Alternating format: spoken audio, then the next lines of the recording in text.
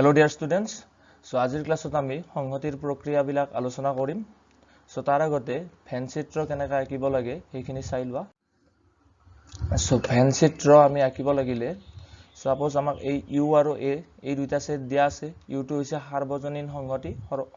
সংহতি বুলি কয় আৰু A টো হৈছে এই U ৰ উপসংহতি. So চোৱা U টোক আমি এনেকুৱা সেপেৰে বুজাম আয়তেৰে. So এইটো হৈছে আমাৰ U সংহতি. So ইউৰ এই মৌলবিলাক ইয়াৰ ভিতৰত লিখিম আৰু চোৱা এই সংহতিটো ইউৰ উপসংহতি গতিকে ইয়াৰে ভিতৰত আঁকিব লাগিব এটো সাৰ্কুলাৰে আঁকিছো সো এই যিবিলাক এলিমেন্ট এই সংহতিত আছে সেইবিলাক ইয়াৰে ভিতৰত লিখিব লাগিব 2 4 6 8 10 এইবিলাক ভিতৰত লিখিলো আৰু যিবিলাক এলিমেন্ট ইউত আছে কিন্তু এই 8 নাই হয় না এই ওয়ান এলিমেন্টটো ইউত আছে কিন্তু 8 নাই সো এইবিলাক এই সাৰ্কুলটোৰ বাহিৰত লিখিব লাগিব 1 ঠিক তেনেকৈ 3 এলিমেন্টটো ইয়াতে নাই নহয় সো গতিকে ইয়াতে বাহিৰত লিখিলো ঠিক তেনেকৈ 5 7 9 সো এইকেইটা এলিমেন্ট বাহিৰত লিখিব লাগিব বুজি পালানে সো এনেকৈ আমি ভেন চিত্ৰবিলাক আঁকিম সো আৰু এটা মই এক্সাম্পল দেখাই দিও সো ইয়াতে এইটো লৈছো সৰ্বজনীন সংহতি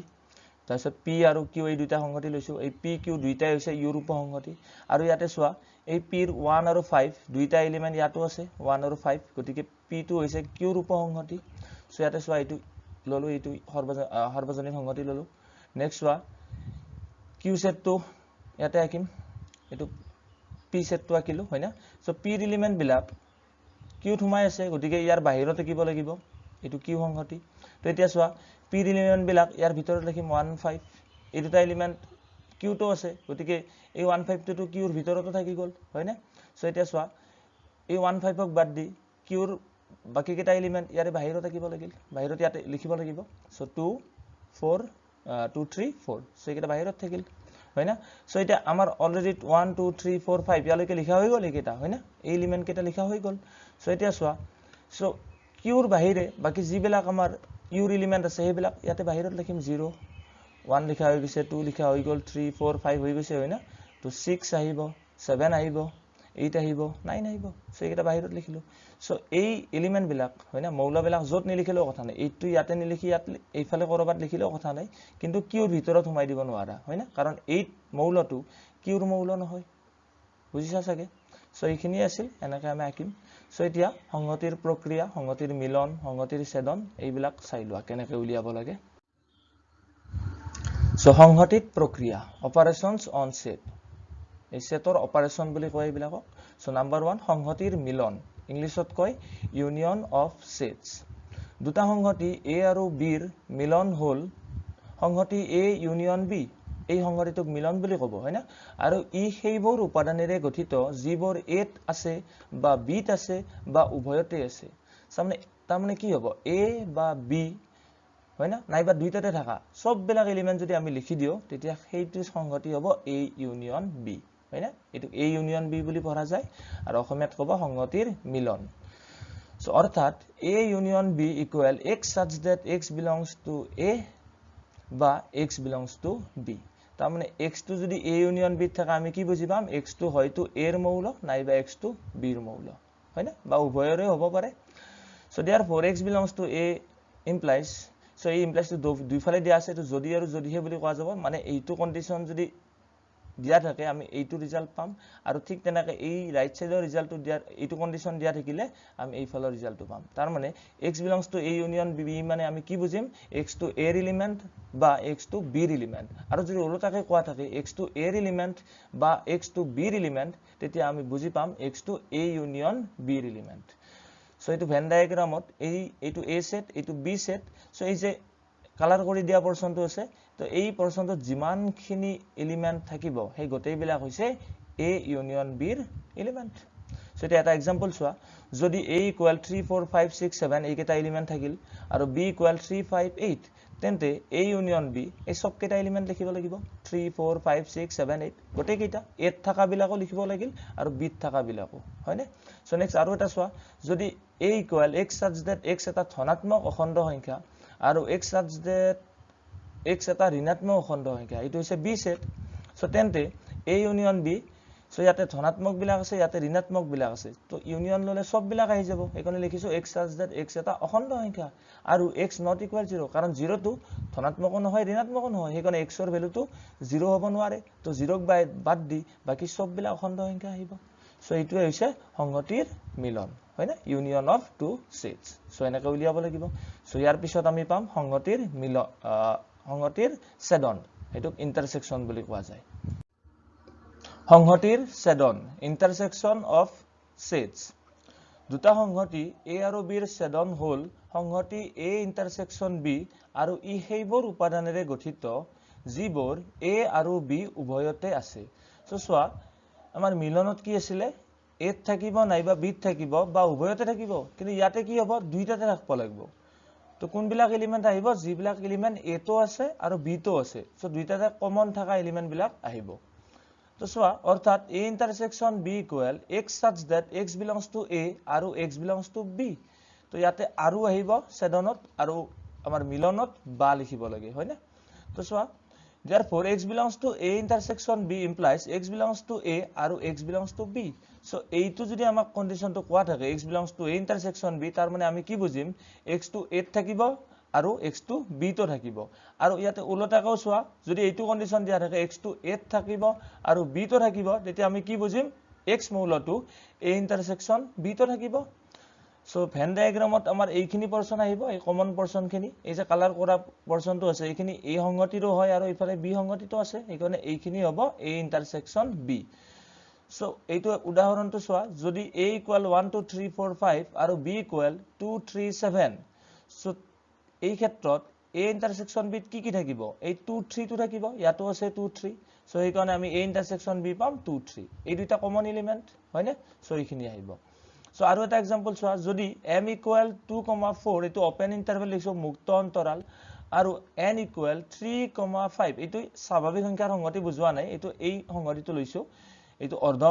মুক্ত অৰ্ধ বন্ধ অন্তৰাল সো এইফালে 3 ত বন্ধ আছে আৰু 5 ত মুক্ত মানে 3 ৰ পৰা আৰম্ভ হৈ 5 ৰ ওচৰলৈকে যিমানবোৰ বাস্তৱ সংখ্যা আছে সব বিলাক আছে ইয়াতে হল 2 আৰু 4 ৰ মাজত যিমানবোৰ বাস্তৱ সংখ্যা গোটেই বিলাক থাকিব তো ইয়াৰ যদি ইন্টাৰসেকশন লোৱা এই দুটাৰ ইন্টাৰসেকশন ললে কি পাবা তোমালোকে যদি নাম্বাৰ লাইনত সংখ্যা ৰেখাত যদি আকি সোৱা ইয়াতে আহিব এই 3 ৰ পৰা 4 ৰ ওচৰলৈকে যাব সো এইটো সেট পাবা সো ইয়াৰ পিছত সোৱা এতিয়া এই কোৱেশ্চনটো সোৱা যদি a = x such that x = 3n, x belongs to z তাৰমানে n টো হৈছে অখণ্ড সংখ্যা আৰু x টো হৈছে 3 ৰ গুণিতক আৰু b = x such that x belongs to 4 x such that x = 4n, n belongs to z তাৰমানে ইয়াতে এটো 4 ৰ গুণিতক দিয়া আছে হয়নে আৰু n টো হৈছে অখণ্ড সংখ্যা তেন্তে a ইন্টাৰসেকশন b উলিওৱা তো সোৱা a সংগতিত আছে আমাৰ 3 ৰ গুণিতক আৰু b ত আছে 4 ৰ গুণিতক সো দুইটাৰে কমন কোন বিলাক হ'ব 3 ৰ গুণিতক সোৱা 3 6 9 12 15 এইবিলাক আহিব আৰু ইয়াতে সোৱা 4 ৰ গুণিতক 4 8 12 16 এনেকা আহিব সো এই 12 টো ইয়াতো আছে তো যদি মই 24 টো লয় তো 3 ৰ গুণিতক হয় 4 ৰ গুণিতক তো এই কমন বিলাক আহিব সো আলটিমেটলি 12 ৰ গুণিতক বিলাক আহিব তো সোৱা এইখিনি লিখি লৈছো মই অলপ দীঘলকৈ ইয়াতে লিখি দিছো a আৰু b এই দুটা সংগতি আমাক দিয়া আছে তো এতিয়া সোৱা আমি লিখিলো ধৰা হল x belongs to a intersection b তো এটা এই x এলিমেন্টটো কেনেকৈ হ'ব এই x মৌলটো আমি উলিয়াব লাগে তো ইয়াৰ পৰা আমি কি ক'ব পাৰিম x টো a তো থাকিব আৰু x টো b তো থাকিব হয় না তো x টো a আছে মানে কি x টো 3n এনেকুৱা টাইপৰ 3 ৰ গুণিতক আৰু b আছে মানে কি x টো 4n এনেকুৱা টাইপৰ 4 ৰ গুণিতক হ'ব হয় না তো দুইটাকে যদি একলগ কৰি দিও আমি কি লিখিব পাৰিম x এটা 3 ৰ গুণিতক আৰু x এটা 4 ৰ গুণিতক তো দিস ইমপ্লাইজ x এটা 3 আৰু 4 ৰ গুণিতক তো 3 আৰু 4 দুইটাৰে গুণিতক তো তাৰ মানে কি তাৰ মানে হৈছে কি x টো 12 ৰ গুণিতক হয় না 12 ৰ গুণিতক হলে এইটো 3 ৰ গুণিতক হ'ব 4 ৰ গুণিতক হ'ব সো আমি কি গম পালো x = 12n so therefore a intersection b = x such that x = 12n n belongs to z so এইটো আহিব সো নেক্সট ইয়াৰ পিছত সোৱা অসংযোগী সংহতি ইংলিশত কয় ডিসজয়েন্ট সেট সো যদি দুটা সংহতিৰ হয় না তার যদি কমন এলিমেন্ট এটাও না থাকে মানে তার ছেদনটো যদি ৰিক্ত সংহতি হয় তেতিয়া আমি কি কম সংহতি দুটা অসংযোগী সংহতি বুলি কম সো ডেফিনেশনটো চোৱা যদি a ইন্টাৰসেকশন b ইকুয়াল ফাই তাৰমানে ৰিক্ত সংহতি আছে ইয়াৰ ছেদনটো তেন্তে a আৰু b সংহতি দুটাক অসংযোগী সংহতি বলে সো ডায়াগ্ৰামত চোৱা এই দুটা সেট a আৰু b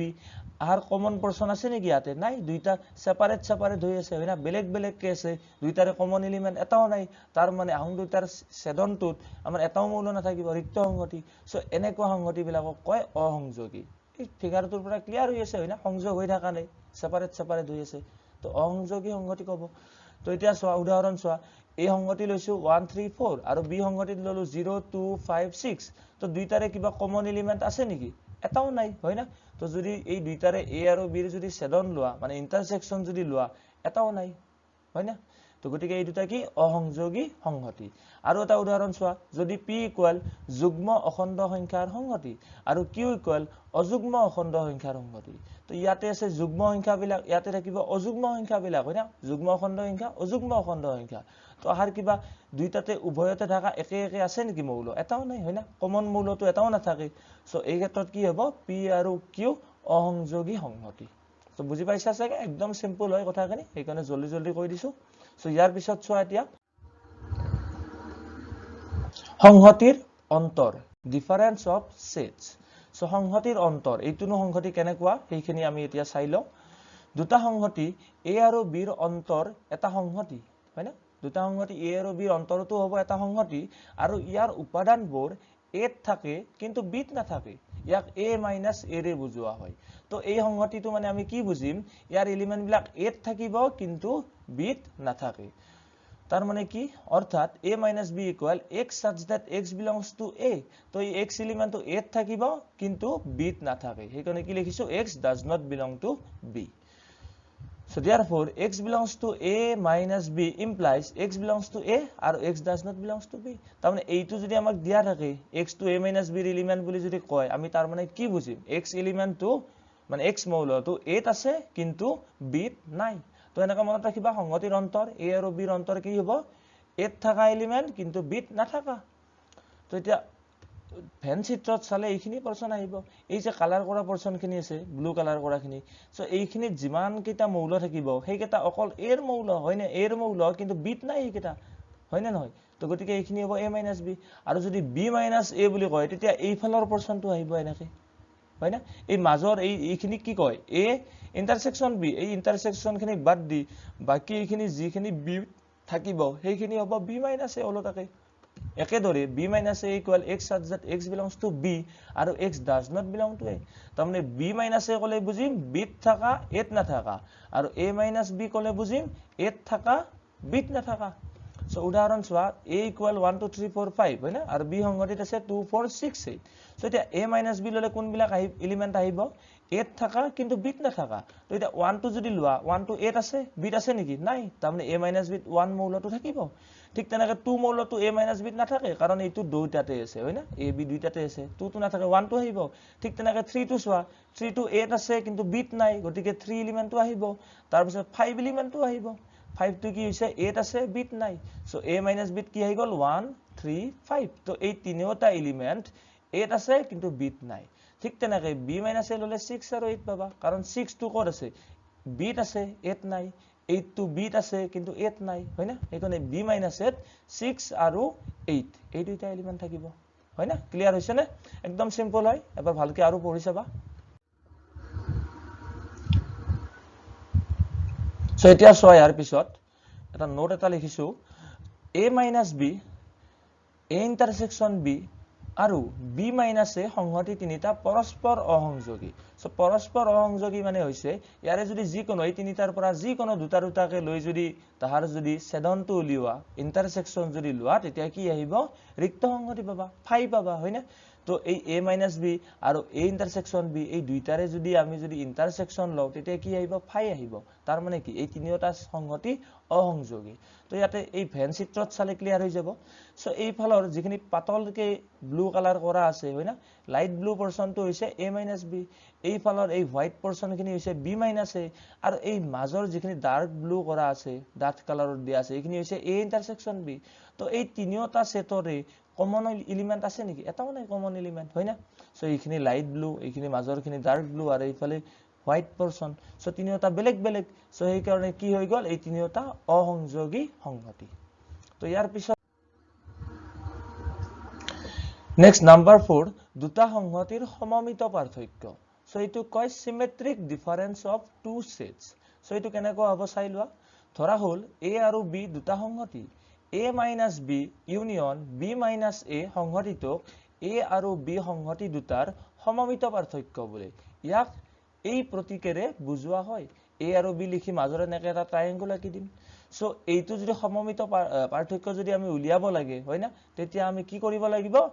প্ৰথমতে a - b উলিয়াব লাগিল তাৰ পিছত b - a উলিয়াব লাগিব তাৰ পিছত এই দুইটা সংহতিৰ মিলন লব লাগিব ইউনিয়ন হয় না তো দুইটা সংহতিৰ ইউনিয়ন ললে আমি এটো পাই যাম সো এখানে লিখলো অৰ্থাৎ a আৰু b ৰ মাজৰ সমমিত পাৰ্থক্য এনেকৈ আহিব a - b union b - a so এটো যদি চিত্ৰত আৰু ইয়াতে এইখিনি লিখি দিছো x such that x does not belongs to a intersection b এইটো মানে এইখিনি হয় তো ভেন ডায়াগ্ৰামত চোৱা a - b হলে এই ফালৰ অংশখিনি হয় না আৰু b - a হলে এই ফালৰ অংশখিনি তো ইউনিয়ন লৈছো তো এই যে লাইন বিলাক যে ড্ৰ কৰিছো এই গোটেইখিনি আহিব সো এইটোৱে হৈছে b - a হয় না সো b - a আৰু a - b ৰ মানে ইউনিয়ন তো এই গোটেইখিনি হৈছে a আৰু b ৰ সমমিত পাৰ্থক্য symmetric difference of a and b হয় না এই কালাৰ কৰা পৰ্চনখিনি এই যে লাইন বিলাক ড্ৰ কৰি দিছো তো এতিয়া চোৱাচোন এই লাইন বিলাক এই মাজৰ পৰ্চনখিনিত আহা নাই হয় না সো এইখিনি আছিল আমাৰ a ইন্টাৰসেকশন b তো এলিমেন্ট বিলাক যেহেতু ইয়াতে আৰু ইয়াতে থাকিব পাৰে ইয়াতে নাথাকে সেই কাৰণে লিখিছো x such that x does not belong to a intersection b তাৰমানে সমমিত পাৰ্থক্যত যিবিলাক এলিমেন্ট থাকিব হয় না সেইবিলাক এই ইন্টাৰসেকশনত নাথাকে সেই কাৰণে লিখিছো x does not belong to a intersection b তো এটা উদাহৰণ চোৱা যদি a equal 1 2 3 4 5 আৰু b equal 2 4 7 8 এই দুইটা সংহতি যদি দিয়া থাকে এতিয়া আমাক যদি সমমিত পাৰ্থক্য উলিয়াব দিয়ে আমি প্ৰথমতে কি উলিয়াম a - b উলিয়াম সো a - b এইটো আহিব 1 3 5 কাৰণ 1 3 5 এই তিনিটা এলিমেন্ট a সংহতিত আছে কিন্তু b সংহতিত নাই তো 1 3 5 আহিল সো এতিয়া b - a উলিওৱা তো b - a উলিয়ালে 7 আৰু 8 আহিব কাৰণ এই দুইটা b সংহতিত আছে কিন্তু a সংহতিত নাই গতিকে b - a আহি গল সো এতিয়া এই দুইটাৰে যদি ইউনিয়ন লোৱা তেতিয়া আমি এই সমমিত পাৰ্থক্য পাই যাম ইউনিয়ন ললে এইটো সংহতি আহি যাব সো বুজি পাইছা চাগে সো নেক্সট চোৱা সংহতিৰ পূৰক কমপ্লিমেন্ট অফ এ সেট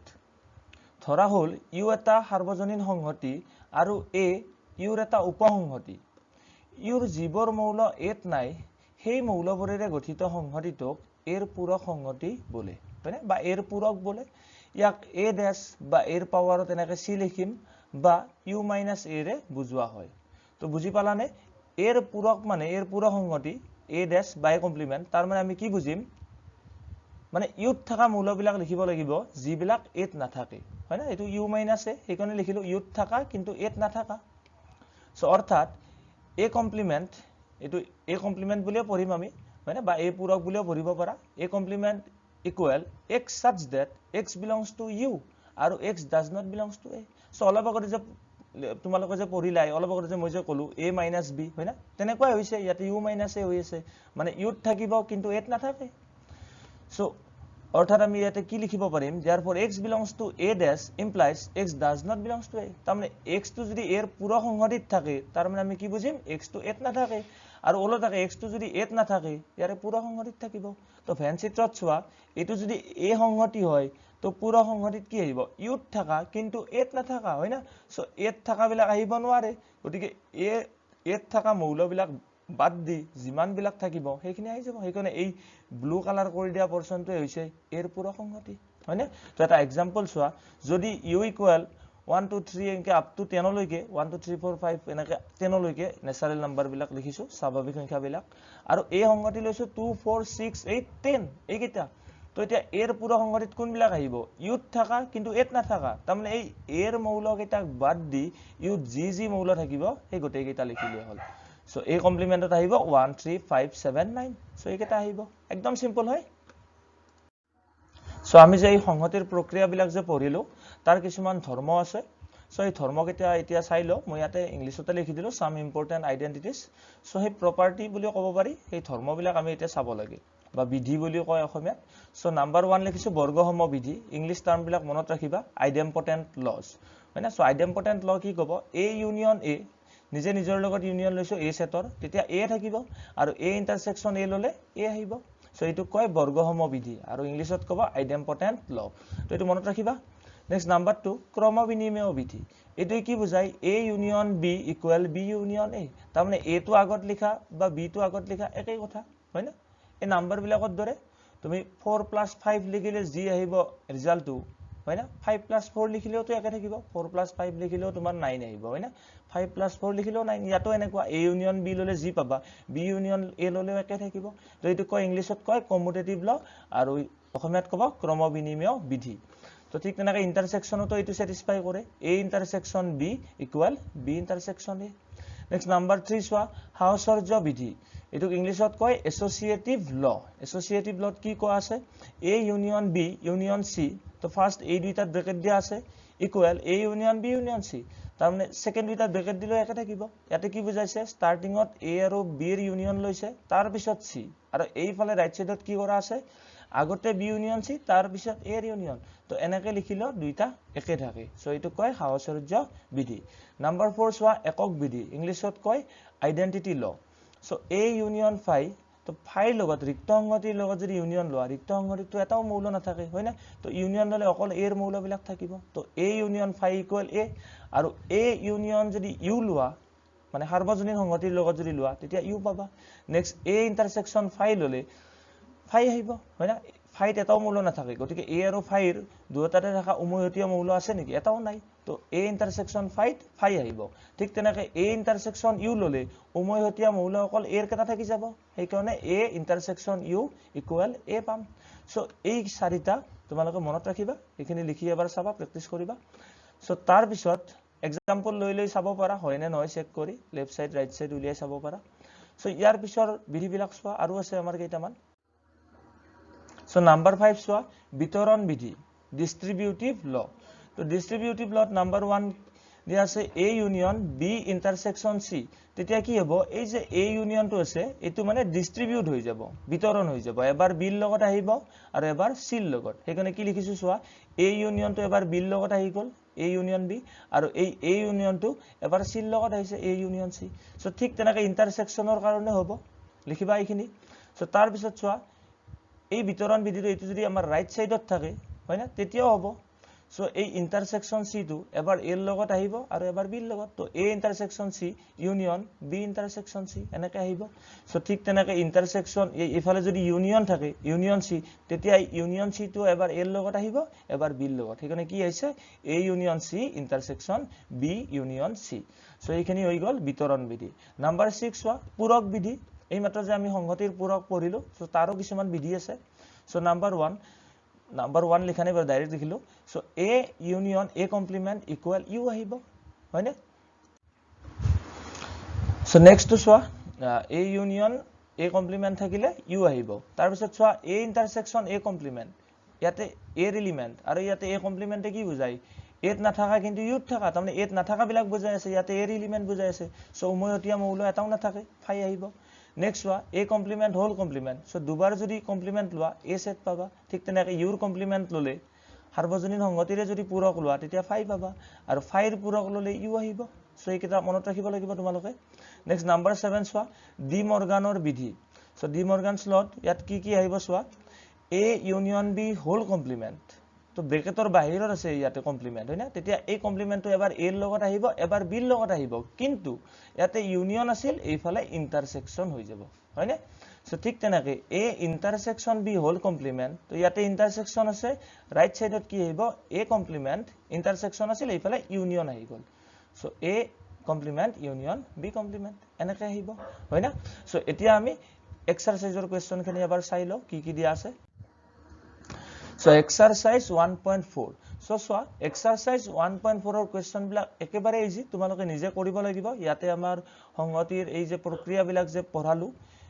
মিলন ছেদন সংগতিৰ মানে ডিফাৰেন্স হয় না কমপ্লিমেন্ট এইবিলাক সব দিয়া আছে সো এইখিনি তোমালোকে নিজে কৰি চাবা মই এবাৰ জাস্ট কৈ দিও সো এই কোৱেশ্চন কেইটা মই ইংলিশতে তুলি দিলো তোমালোকৰ কিতাপত চাই লবা একে কথা সো ফাৰ্স্ট নাম্বাৰ 1ত কি কৈছে আমাক ইউনিয়ন উলিয়াব দিছে মানে মিলন উলিয়াব দিছে সো x আৰু y ৰ যদি মিলন উলিয়াব লাগে গোটেই কেইটা এলিমেন্ট লিখিব লাগিব হয় না x ত থাকাও লিখিব লাগিব y ত থাকাও লিখিব লাগিব সব কেইটা আহিব ঠিক তেনেকৈ বাকি কেইটা নিজে নিজে কৰিবা হয় না সো এই কেইটা আমাৰ সংহতি গঠন পদ্ধতিত দিয়া আছে হয় না সো সংহতি গঠন পদ্ধতিত দিয়া বিলাক তোমালোকে তালিকাকৰণ পদ্ধতিত আগতে লিখি লবা মৌলবিলাক সো তাৰ পিছত উলিয়াবা নেক্সট এইটোত কি কৈছে চোৱা a আৰু b এই দুটা সংহতি দিয়া আছে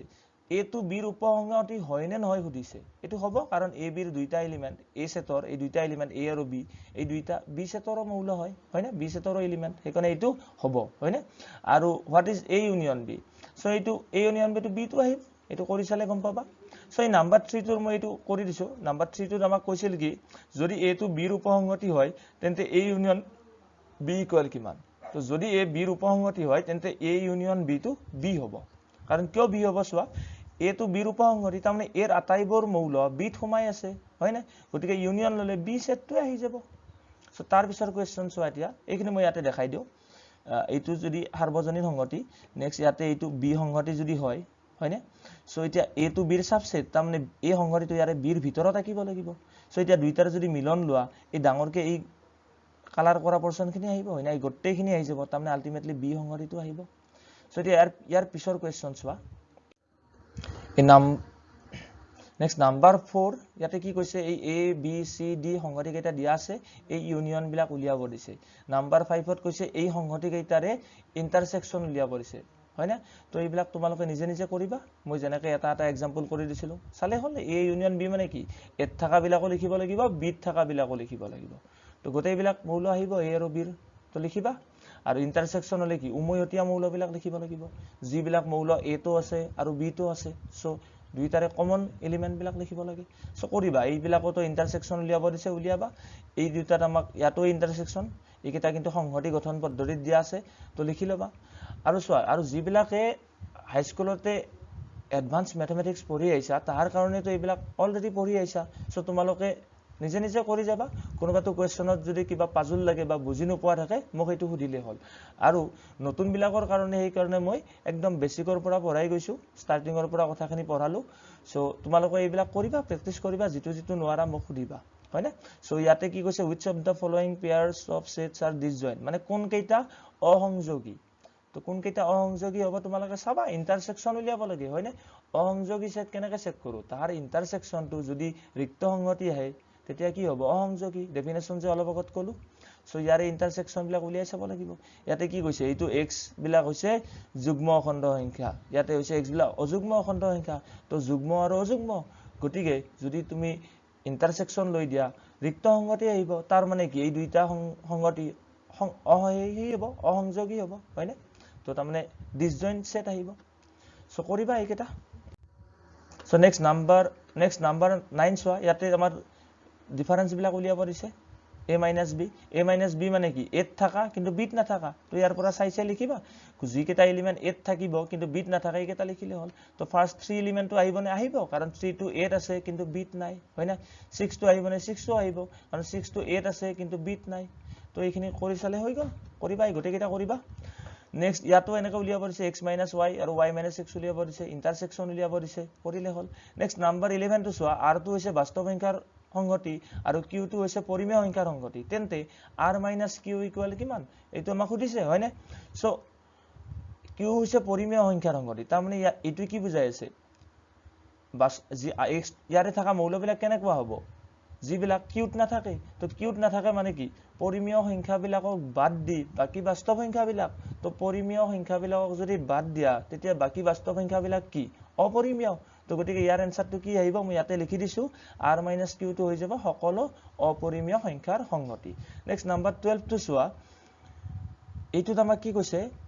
এইটা ডিসজয়েন্ট সেট হয় নে নহয় সুধিছে অসংযোগী সংগতি হয় না নহয় চাব লাগে তো ইন্টাৰসেকশন বিলাক উলিয়াই চাবা ছেদন বিলাক তো যদি ইন্টাৰসেকশন বিলাক আমাৰ ৰিক্ত সংগতি আহে তেতিয়া কি হ'ব অসংযোগী হ'ব তো কৰি চালে হল এই লাষ্টটো চোৱাচোন কি দিছে 2 4 6 ইয়াত আছে 3 7 11 তো ইন্টাৰসেকশন ললে ইয়াৰ উমৈহতীয়া মৌল আছে নেকি এটাও নাই হয় না উমৈহতীয়া মৌলটো নাই তাৰমানে ইন্টাৰসেকশনটো আহিব 5 গতিকে আমি কি ক'ব পাৰো এই সংগতি দুটা ডিসজয়েন্ট অসংযোগী তো বাকি কেইটাও চাবা তো এই ক্লাছটো এইকাৰণে আজি জলদি কৰি দিলো এই কোৱেশ্চনবিলাক তোমালোকে নিজে প্ৰেক্টিছ কৰিব লাগিব আৰু সেইকাৰণে ইয়াতে বহুত কেইটা কোৱেশ্চন দিয়া আছে যাতে এই সংহতিৰ প্ৰক্ৰিয়াবিলাকৰ কনসেপ্টখিনি ক্লিয়াৰ হয় তাৰ কাৰণে কৰিব দিছে তোমালোকক সো কৰিবা এইবিলাক আৰু আজিৰ ক্লাছটো মই ইয়াতে শেষ কৰিছো থ্যাংক ইউ এভৰিৱান